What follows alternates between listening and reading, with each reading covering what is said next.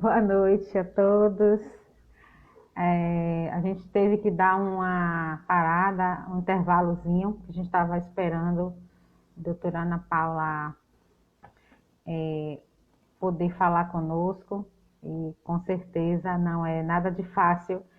Ela tem uma agenda super lotada, mas enfim, estamos de volta. Quero agradecer a participação de todos vocês. Aqui, certinho. Agradecer a participação de todos vocês. Muito obrigado à equipe da Casa de Eugênia, Samuel, Marise, Messia, minha querida colega, doutora Ana Paula, que bom. Já vou fazer um convite para a doutora Ana Paula para a gente recebê-la aqui nessa live. Só um minutinho. Quero só fazer o convite aqui para a doutora Ana. Convite para a doutora Ana Paula Matos. Ela vai estar nos... Opa! Boa noite, doutora Ana. Boa noite. Primeiro, eu quero pedir desculpa pelo horário. Estava aqui trabalhando, aí teve uma emergência na rua, não conseguia entrar. Aí agora eu entrei no carro e vou fazer a live com vocês, à medida que eu estou carregando o celular também. Com certeza nós compreendemos. Quero te agradecer já, né, pela sua disponibilidade. Eu sei que sua agenda é muito cheia, mas estávamos aqui todos na expectativa de te ouvir falar. Tem um grupo grande aqui de todo o Brasil, a Capemisa Social, a qual eu represento. É uma instituição sem fins lucrativos, com sede no Rio de Janeiro. Quero agradecer e já agradecer em nome de Janete Maria de Cerqueira Figueiredo, que é a presidente, que tem muita estima por doutora Ana Paula. E muito obrigada, doutora Ana Paula. Eu queria deixar contigo esse momento. Eu sei que a maioria das pessoas que estão aqui te conhece pelo seu fazer profissional, pela sua competência, mas tem gente que não conhece porque está no Rio de Janeiro, em outros estados. Então, eu queria fazer uma breve apresentação de doutora Ana Paula. Hoje, atualmente, a doutora Ana Paula é assessora da Vice-Prefeitura de Salvador, já foi secretária da Secretaria Municipal de Combate à Pobreza, foi subsecretária também, foi presidente do Conselho de Direitos Humanos aqui de Salvador. E hoje a gente convidou, a Capemisa Social convidou a doutora Ana Paula para a gente falar um pouco e ouvir um pouco da atuação, doutora Ana, da assistência social nesse contexto de pandemia. A política de assistência social, a gente sabe que tem feito muito e tem sido um trabalho primordial e essencial para a comunidade em vulnerabilidade social. E acho que ninguém mais hoje poderia falar do fazer da política, a importância da política para as pessoas. Eu queria deixar contigo esse momento. Obrigada, é carinho enorme eu estar aqui com a Capemisa Social. Eu admiro demais a obra. Você falou em Janete, tive a oportunidade de estar com ela 2 vezes, em momentos que a Capemisa ajudou com a formação, com a capacitação de organizações sociais. Então, é uma instituição que não pensa só nela e nem só nos seus usuários ou nos seus profissionais. Pensa em toda uma rede de garantia de direitos, pensa na capacitação de outras instituições, de outros gestores de instituições. Então, eu tenho o maior orgulho da Capemisa enquanto uma instituição social e também do fato dela ser gerida por uma mulher forte, de fibra. A gente tem também representação feminina aqui em Salvador, então eu tenho o maior orgulho. Falar da atuação da Sempre na pandemia é dizer uma coisa que eu escutei hoje. Eu estava num lugar hoje, uma pessoa perguntando sobre o meu trabalho, sobre Juliana, que me sucedeu, e falou assim, Sempre uma instituição ou uma secretaria que cresceu muito nessa pandemia. Na verdade, nós sempre tivemos um trabalho de extrema importância, porque a Sempre ela é muito maior do que a Ana Paula, do que a Juliana, do que qualquer secretário. ela é uma instituição, um órgão, vocacionado a trabalhar com pessoas em vulnerabilidade social. Tem uma rede de servidores, tem conselhos de garantias de direitos, tem conselheiros, tem instituições parceiras e conveniadas e tem, sobretudo, uma lógica própria. O trabalho da assistência ele é um trabalho tipificado. Você tem regulamentação federal, você tem a LOAS, que é a Lei Orgânica da Assistência Social, você tem o SUAS, que é um Sistema Único da Assistência Social, que muita gente não conhece, conhece normalmente o SUS. Em âmbito municipal, você tem o SUAS municipal, que foi encaminhado ainda na época da gestão do secretário Léo Prates e aprovado na minha gestão, que organiza os benefícios eventuais, organiza os direitos, organiza a lógica da assistência. E você tem também, dentro dessa lógica, as conferências municipais, estaduais, federais. Então, falar de assistência é maior do que pandemia. Mas na pandemia, nós tivemos uma visibilidade.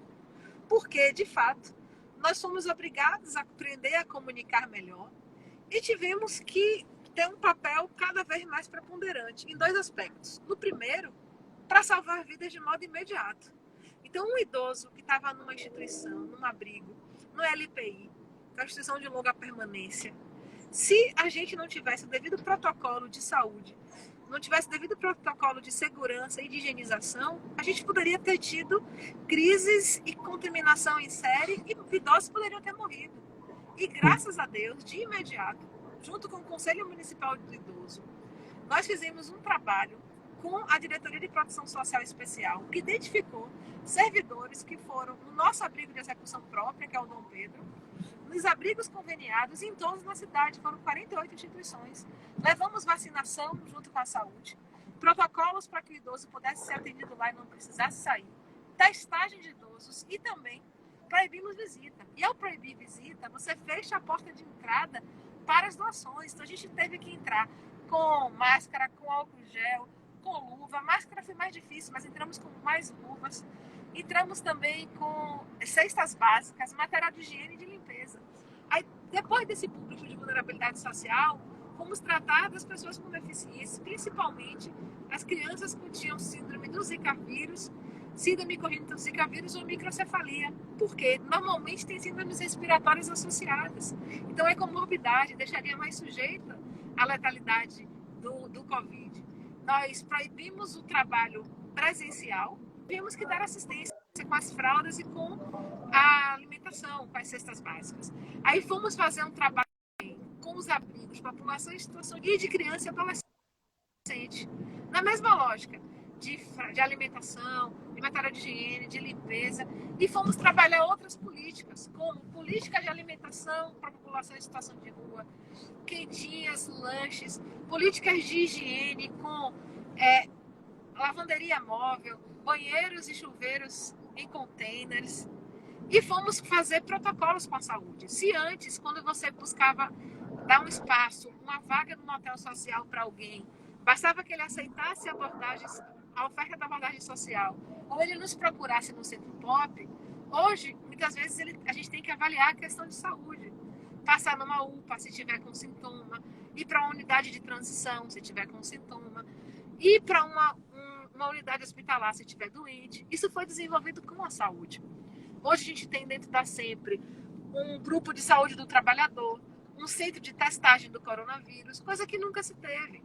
Sim. Junto com isso, a gente aumentou as vagas nos hotéis sociais, criamos o benefício Salvador por Todos, as cestas básicas, então foram uma série de políticas.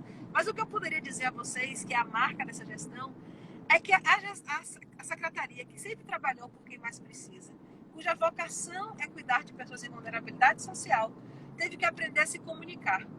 Porque uma pessoa que está idosa, em casa, isolada, ela tem que saber que alguém está cuidando dela. A gente teve que aprender a escutar melhor e também a comunicar melhor. Então, acho que é por isso que demos à cidade esse sentimento de que a gente estava trabalhando mais. Mas talvez a gente tenha apenas se comunicado melhor. Sim, sim. Doutora Ana, teve no dia 16 de março de 2019, agora desse ano 2020, nós tivemos o privilégio de fazer uma capacitação onde a senhora esteve. E certamente a senhora vai se lembrar, porque a sua mente é muito tranquila. E você falou algo assim, está se falando de coronavírus, está se falando do vírus, da doença, mas muitas pessoas poderão morrer de fome. Aquilo foi muito forte, porque quando você falou aquilo, a gente abriu a mente para o que realmente essa pandemia trazia para a sociedade, que foi realmente uma crise financeira. E aí a gente percebe a importância. Nós somos apaixonados pela assistência social, isso é fato.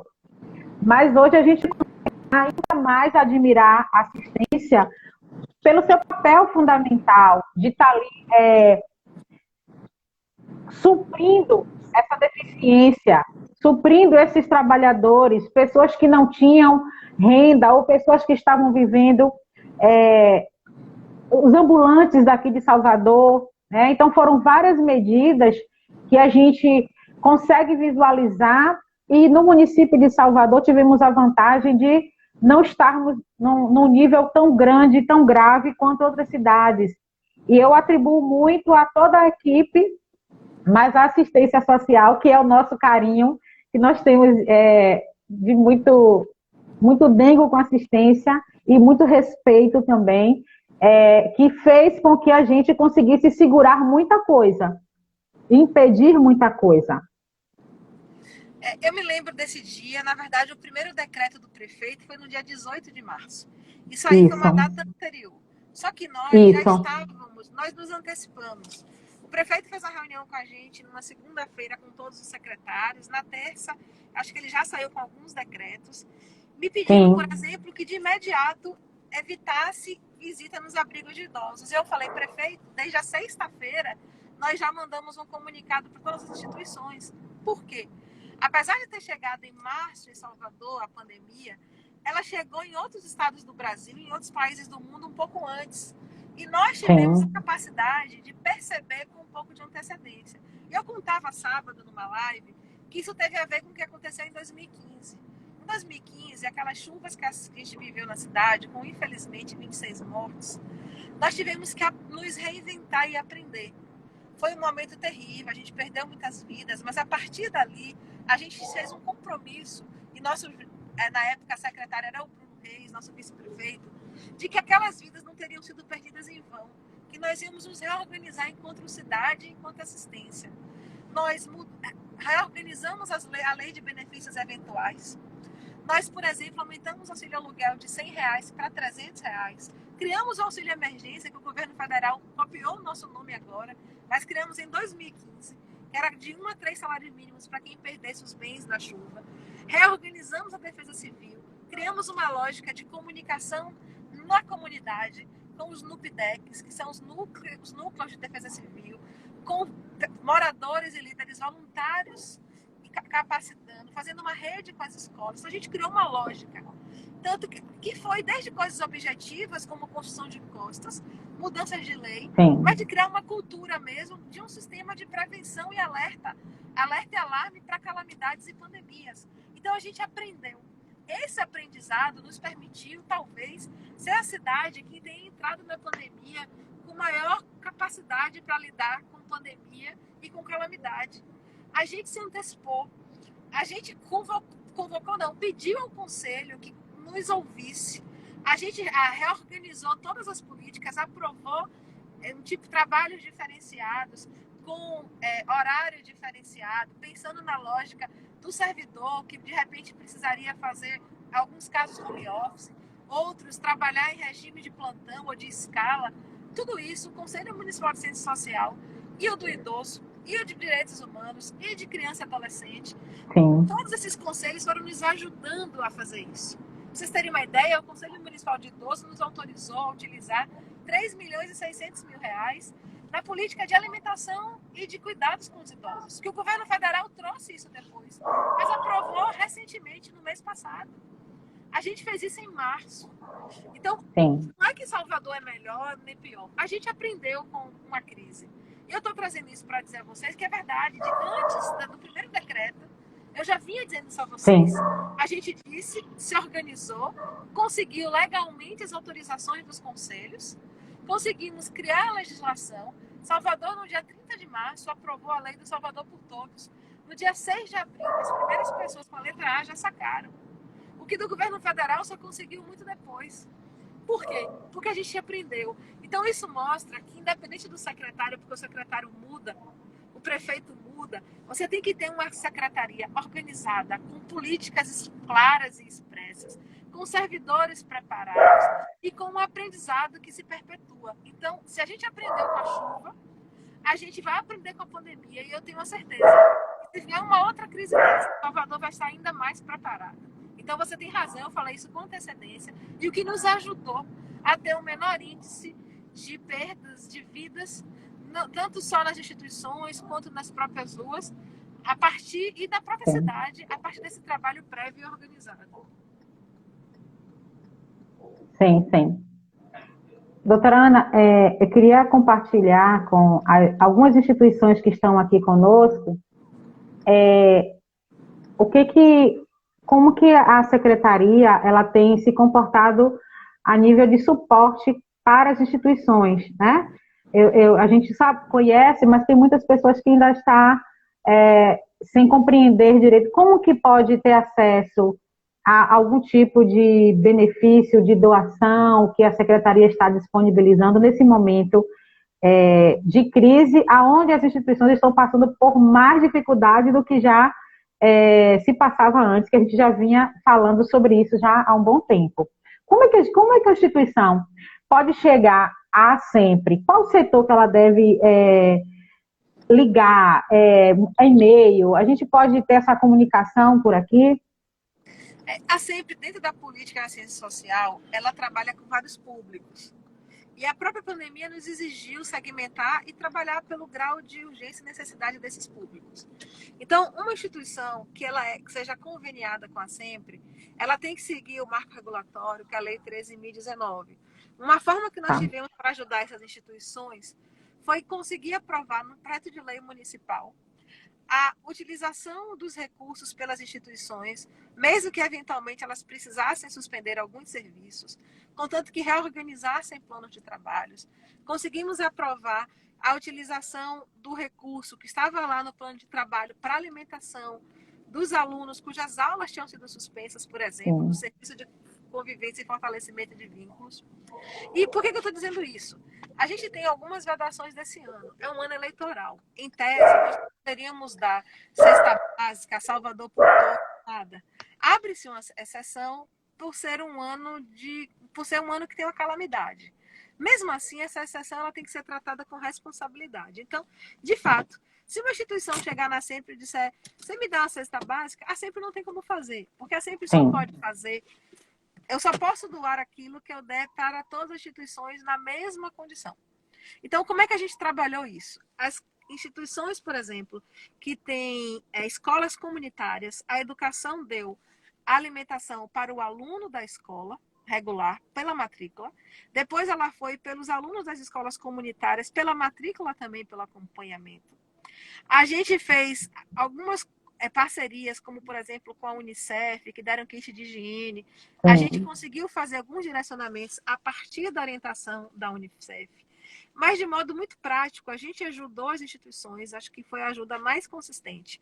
Foi conseguindo aprovar essa lei que permitia a utilização dos recursos, mesmo que eventualmente algum sim, serviço tivesse parado. E a segunda forma foi nos casos de instituições que tratam idosos, pessoas com deficiência, crianças e adolescentes e população de rua, especificamente abrigamento. Nós conseguimos ajudar com cestas básicas, com material de limpeza e com EPIs.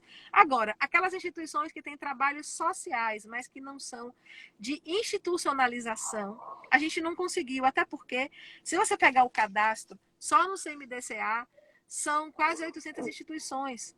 No CMS, o sim, número é parecido. Então, seriam 2 a 3 mil instituições, nós não teríamos condição de ajudar. sim, Então, quais instituições que nós ajudamos? Aquelas cujas crianças moram lá, cujos idosos moram lá, cujas pessoas em situação de rua, que eram de rua, moram lá. E as instituições de pessoa com deficiência que tinham convênios com a Sempre.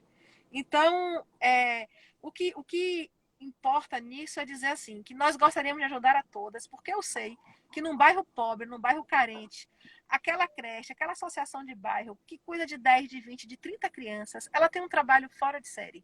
Por ser um ano eleitoral, a lei não me permitiu. Até porque eu não tinha condição de ajudar as milhares de instituições que existem. Então, fomos ajudando via essas organizações, principalmente de crianças institucionalizadas.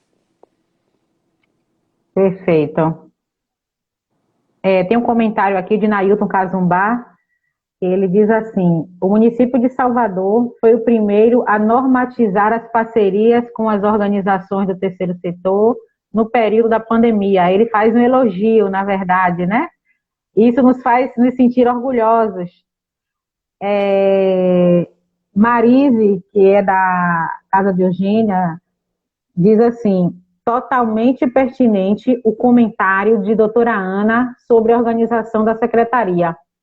Ela, bem organizada, e a sociedade é que é beneficiada, independente de quem esteja ocupando a pasta, se existem protocolos. Deixa eu dar aqui mais uma olhada. Pode falar, doutora. A gente precisa ter essa consciência e esse trabalho de pensar a cidade a longo prazo. A gente precisa entender que, independente de quem seja o governante, as políticas públicas elas devem existir, elas devem ser seguras, perentes, planejadas. Então, Nailton Cazumbá está certo. Por que a gente conseguiu? Porque primeiro a gente aprovou no Conselho, teve as autorizações, depois aprovou na Câmara Municipal de Salvador. Quando o governo federal trouxe os decretos da pandemia, muitas das leis, das normas tinham sido embasadas nas nossas, que a gente tinha mandado para a Secretária Nacional.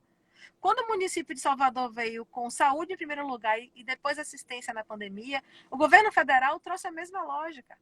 Isso é uma mudança, isso é simbólico. Esse vai ser talvez o grande legado da assistência. Porque a assistência social, muitas das pessoas que estão nos ouvindo são trabalhadores da assistência. A gente não entende porque nós não temos direito à vacina, por exemplo. Nós não somos públicos prioritários. A vacina atende profissional de saúde, de segurança, professor, mas não atende a assistência.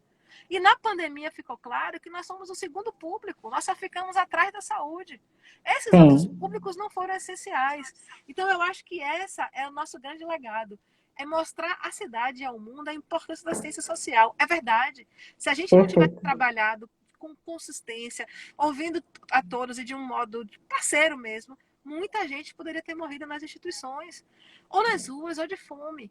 A gente resolveu o mundo? Não, até porque é muito claro que esse vírus, Mandetta falava isso, ele não ataca apenas o sistema de saúde, ele ataca toda a sociedade. Porque à medida que ele obriga a negócios fecharem, que ele coloca em risco os empregos, que ele coloca em risco toda a estrutura social, ele é caótico, ele é terrível. Mas quanto mais a gente se organiza e trata dele com seriedade, com objetividade, maior é a chance da gente conseguir superar essa pandemia e os seus efeitos no menor tempo possível. Não se iludam, vai descer 2 anos, talvez 10 anos, para a gente resolver esses reflexos. Talvez 2 anos para se ter uma vacina efetiva, talvez 10 para se resolver o impacto da crise econômica, da recessão, mas a gente vai conseguir. Isso eu tenho absoluta certeza. Isso aí. Tem algumas pessoas fazendo, né, menção à doutora Ana, Gerson está falando boa noite, grande Ana Paula. Tem um monte de gente aqui falando, doutora, te elogiando, que gosta muito de você, e vários elogios, vários comentários aqui. Daniela Simões está falando que esse é um legado da sua gestão, doutora Ana. Ela te parabeniza. E tem uma pessoa, doutora Ana, que fez uma pergunta aqui sobre o CAPS infantil do IAPI.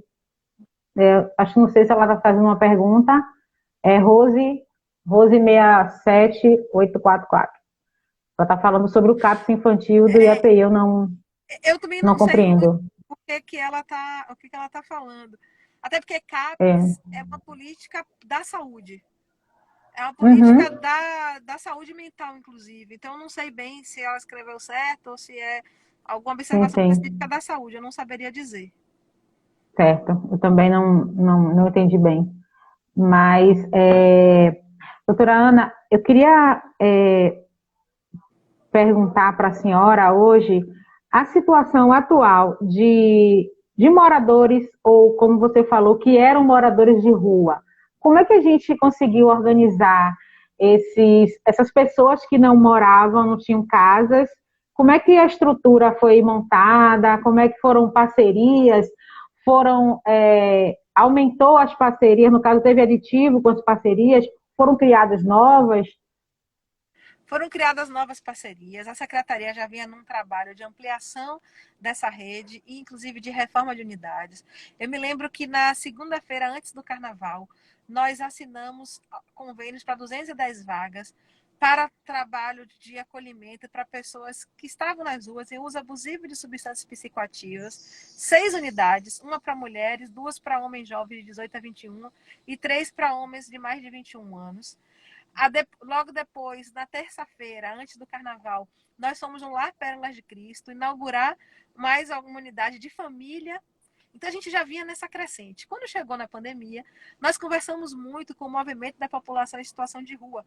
Atendi Renata, que era a coordenadora estadual, Gonzaga, que era municipal, e Adalto, que era o assessor técnico deles. Eles me trouxeram um documento com 4 políticas que eles gostariam que a gente implementasse, já preocupados com o Covid. Porque o Covid, quando ele pega idoso, ou quando ele pega comorbidade, na verdade ele está pegando a fragilidade do sistema imunológico. Quem está na rua, quem está sem se alimentar direito, está com a imunidade mais baixa. Então, eles nos pediram ampliação de vagas em hotéis sociais. Nós inauguramos, ainda na minha gestão, 646 novas vagas de calamidade. Agora a Juliana Portela está para inaugurar mais uma unidade com quase 150 vagas.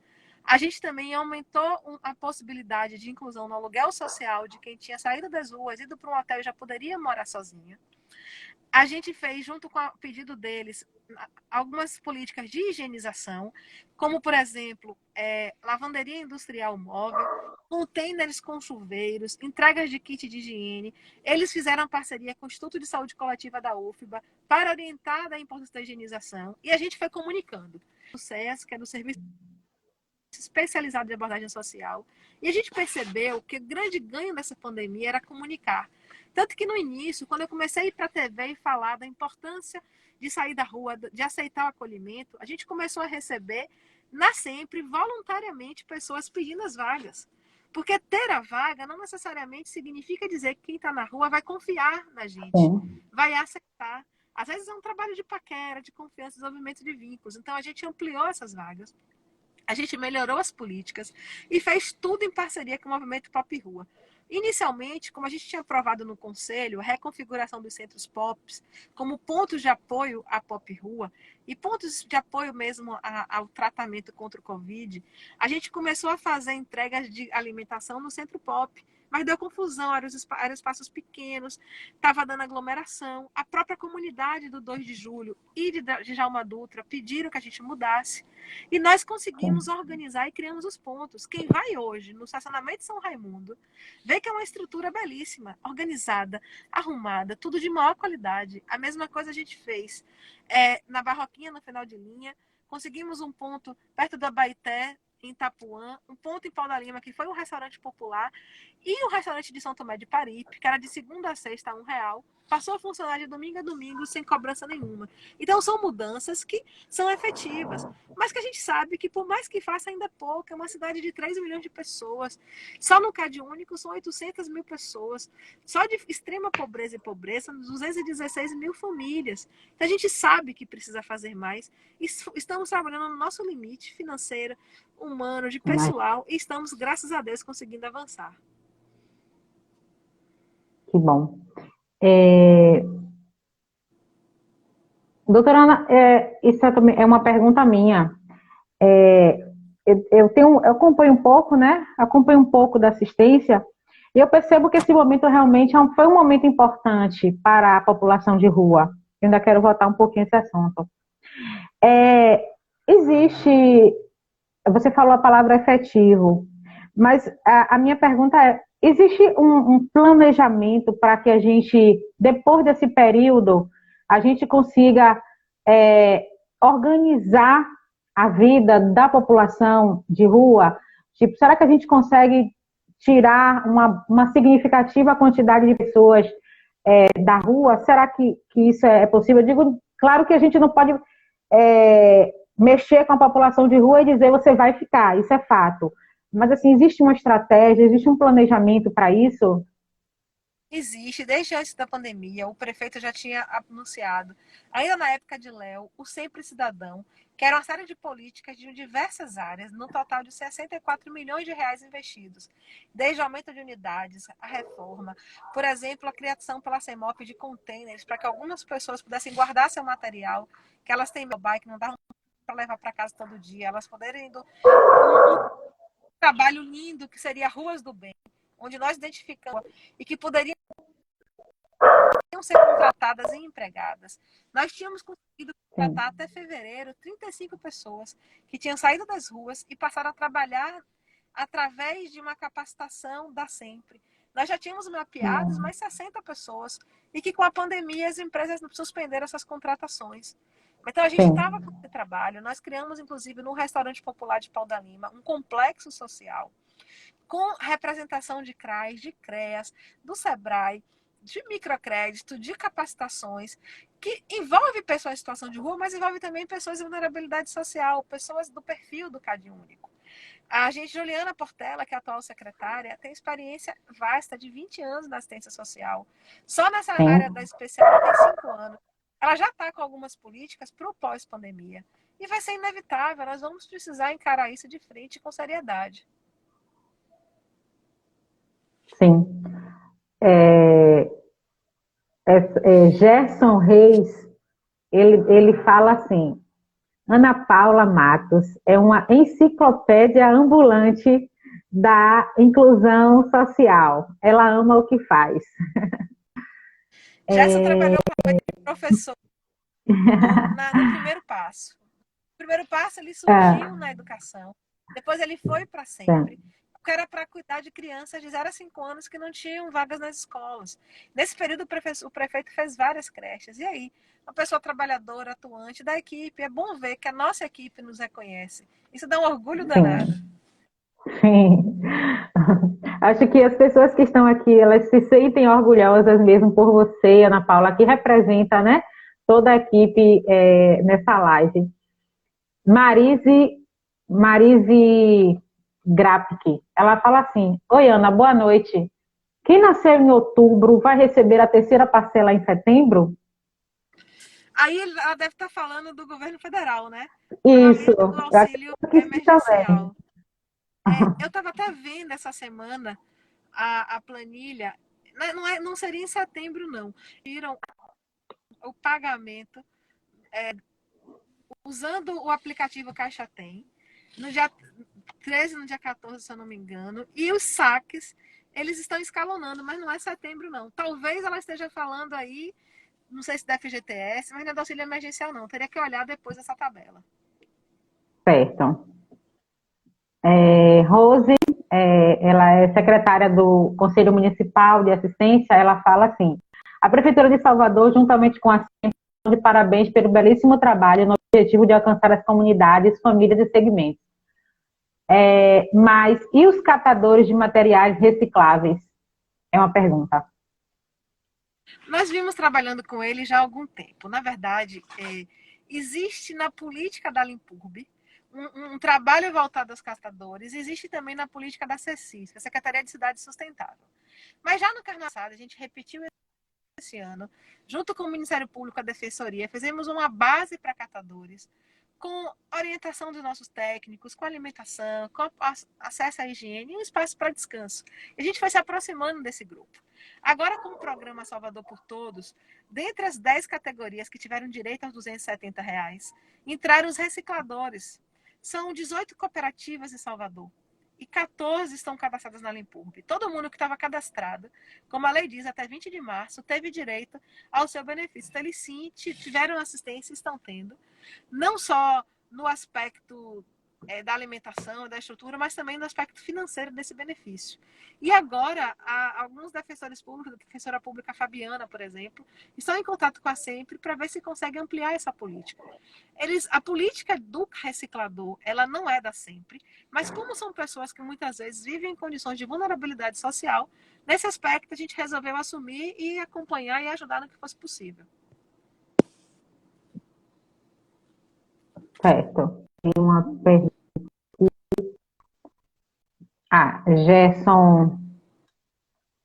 Gerson novamente, ele faz um comentário sobre a sua humildade, a sua simplicidade, doutora Ana, que fará diferença em qualquer gestão.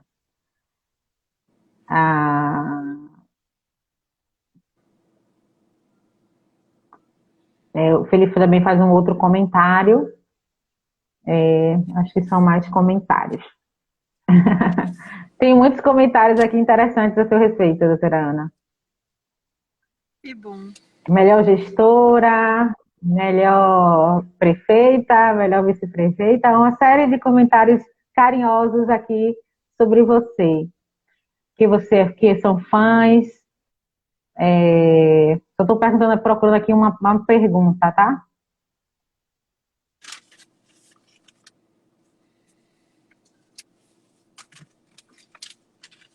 Ok. Bom, são mais elogios, são muitos elogios aqui à sua pessoa, por realmente saber do seu empenho, de acompanhar o seu trabalho, né? Não de agora, mas de muito tempo, a sua dedicação, hoje de você disponibilizar esse tempo de estar no carro assumindo esse compromisso, que eu sei que não foi fácil para você, mas eu me lembro também de um momento, de uma característica sua, de uma eleição do Conselho Tutelar. Foi a primeira vez que eu te vi. A gente teve uma capacitação no Ministério Público, e ali foi a primeira vez que eu te vi. E você falou de uma forma que me encantou, porque você valorizou as pessoas que estavam ali da assistência, todos os trabalhadores, tanto os servidores estatutários, quanto os terceirizados.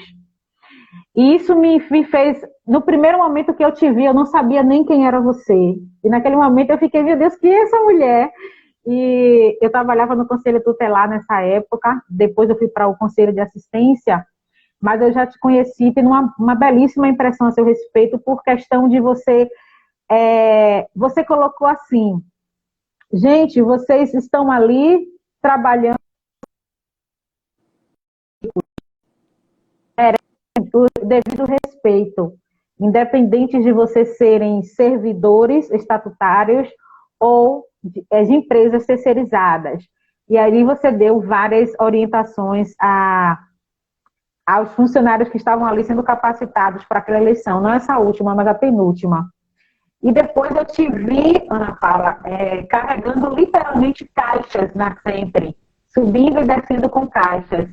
E isso traz realmente admiração, por isso que a gente vê muitas pessoas aqui que te conhecem falando que você realmente é essa pessoa que veste a camisa e trabalha e está sempre atuando, 6 horas da manhã, dando entrevista, 7 horas da noite, falando conosco aqui. E a gente tem muito que agradecer e pedir mesmo que você seja abençoada mais ainda por prestar o seu serviço, não só o técnico, porque o técnico você isso é fato. Eu estou aqui com um currículo gigantesco. Eu estou com um currículo aqui de 6 folhas.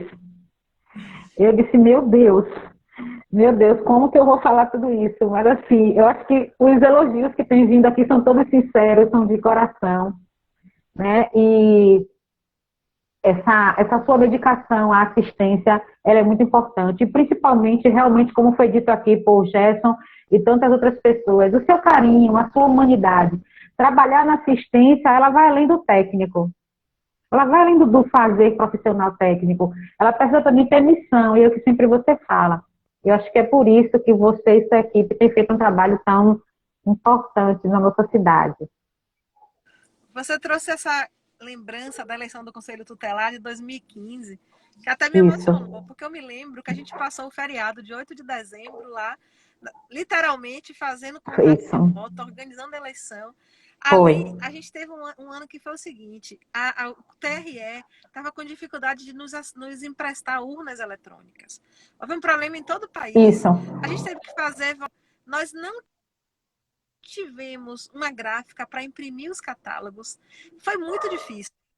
Eu contei com os trabalhadores. Eu me lembro que a gente virou noite e, de fato, eu subi e desci 28 vezes com cartas, virei a noite de madrugada e carregando caixa. E não foi por nada, não, porque eu cheguei à conclusão que, se não era da natureza do trabalho de ninguém carregar a caixa, eu não teria moral para pedir que carregasse se eu não fosse a primeira a dar o exemplo. Então, eu aprendi muito na minha vida que o exemplo, ele de fato arrasta. Palavra pode convencer, mas é um exemplo que Sim. arrasta. E quanto mais a gente dá o exemplo da humildade, mais a gente se engrandece, porque você falou, tem 6 páginas aí. Realmente, eu tenho um currículo bom. Com 24 anos, eu já era mestre, já tinha pós-graduação, já tinha 2 cursos superiores. Sim. Mas isso não leva a nada, porque no dia que eu desrespeitar alguém, o que vai ficar não é o meu currículo, mas é a marca de uma pessoa que não é correta. Eu tô vendo aqui, eu não consigo ler, mas eu tô vendo passarinho polêmico mandar 500 Por mensagens. favor, Aí fala o nome de passarinho polêmico. eu vou falar do passarinho. Sabe como é que eu conheci passarinho? Brigando comigo. Ele botando na rede social dele que a secretaria estava causando uma confusão no Centro Pop da Djalma Dutra. Porque ele é um cara que é um mobilizador social. Mas ele também é uma pessoa que escuta. Quando a gente sentou, que eu entendi o problema, que ele entendeu também o meu, eu falei, tenha paciência que eu estou buscando uma saída alternativa, definitiva. E aí demorou um pouquinho, mas nós conseguimos implementar. E hoje ele é uma das pessoas que mais me ajuda. Por quê? Porque ele confiou em mim. Então, da briga, você transformar um diálogo, e de um diálogo uma relação de amizade, isso é fora de série. Eu acho que é isso que a gente leva. Sim. Não estou dando exemplo de passarinho, porque a gente começou a relação ele reclamando do Centro Pop. Terminou uma relação de confiança. Sim, ele aqui ele falou mais de 5 vezes. Por favor, fala meu nome, fala meu nome. Isso é muito importante. Essa relação de confiança é muito importante em todas as políticas, né? Mas a assistência, ela também cabe muito bem isso. Pergunta à doutora Ana Paula, é Durval Carvalho. Pergunta à doutora Ana Paula que a gente do Serviço Social agradece tudo que ela fez por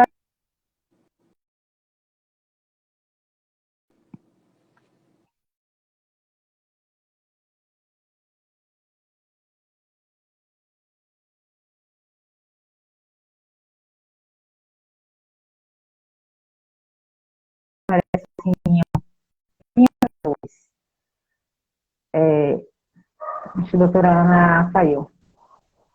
Bem, gente, eu acho que a doutora Ana saiu porque o celular dela estava descarregando. Eu acredito que ela teve algum problema aí na conexão. Eu vou tentar chamá-la novamente, mas desde o início ela falou que estava com o celular descarregando. Ela passou o dia todo em reunião, tá? Eu vou tentar chamar ela só para a gente se despedir. E se a gente não conseguir, eu já fico já a grata. Eu vou tentar ver se eu consigo chamar ela aqui.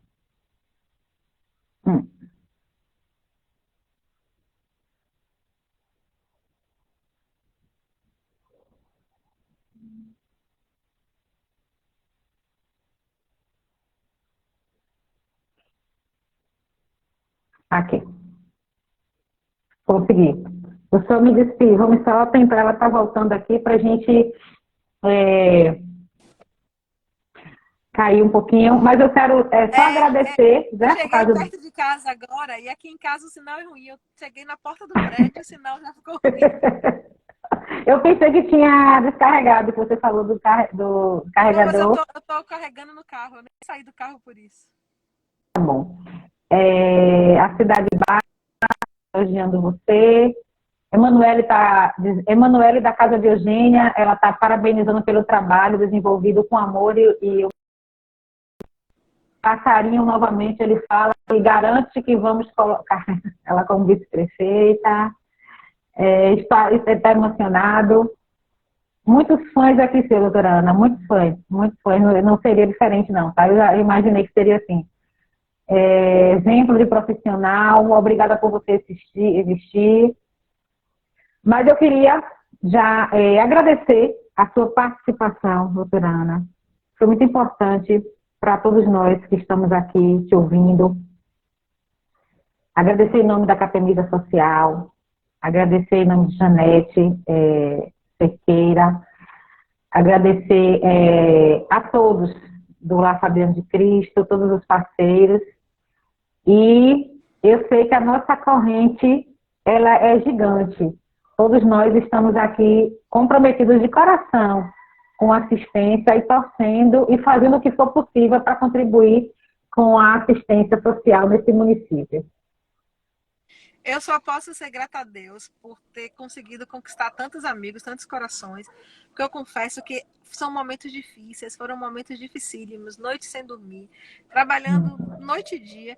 E não era sem dormir, porque às vezes não tinha tempo, não. Às vezes eu dormia, ia dormir 3h40, tinha que acordar às 5h30. Mas tinha dia que a gente deitava meia-noite e acordava 2h30 e não conseguia dormir mais. Pela responsabilidade de cuidar de tantas vidas. E às vezes, quando eu estava num momento mais sem energia, chegava alguém na rua e falava uma palavra bonita, ou mandava mensagem no Instagram ou no Zap. Então, eu sou grata a todos vocês. Eu sou grata a Deus pela oportunidade de servir a minha cidade. Mas sou grata a todos vocês que estão me dando a maior atenção, o maior carinho. Hoje mesmo eu cheguei aqui, eu falei, Dani, eu vou atrasar. E Dani fez, manda o Zap, eu já aceita, vou falar com Perla. E a gente foi se organizando e conseguiu entrar, ao invés de ser recebida. Poxa, você atrasou? Não, fui recebida com amor, com carinho, porque vocês sabem que o atraso foi inevitável. Eu falei, Dani, é uma urgência de trabalho. Ela falou, não, tranquila, já vou organizar, já vou resolver. Então, muito obrigada, estou à disposição de vocês. Eu espero que quando isso tudo passar, a gente possa sentar, discutir, dialogar e pensar numa nova assistência, de uma nova secretaria ainda mais robusta, que a gente possa, como vocês falaram, ter políticas a longo prazo. E com fé em Deus no futuro, a gente não precisa discutir mais população em situação de rua, uso abusivo de substâncias psicoativas ou direitos violados, que a gente discuta construção de novos direitos, de mais autonomia, de uma vida melhor. Essa é a minha esperança. Perfeito. Muito obrigada a todas as pessoas que participaram. Muito obrigada, doutora Ana. Muito obrigada, que você possa ter um pouquinho de minuto de descanso. Um beijo e até a próxima. Um beijo. Agora eu vou esperar para entrar na reunião do prefeito com os secretários. Imagina. Eu recebi de carinho aqui. Enche a aula. Um beijo. Deus nos abençoe. Eu tenho certeza dos sinceros. Amém. Deus abençoe a sua vida. Um beijo.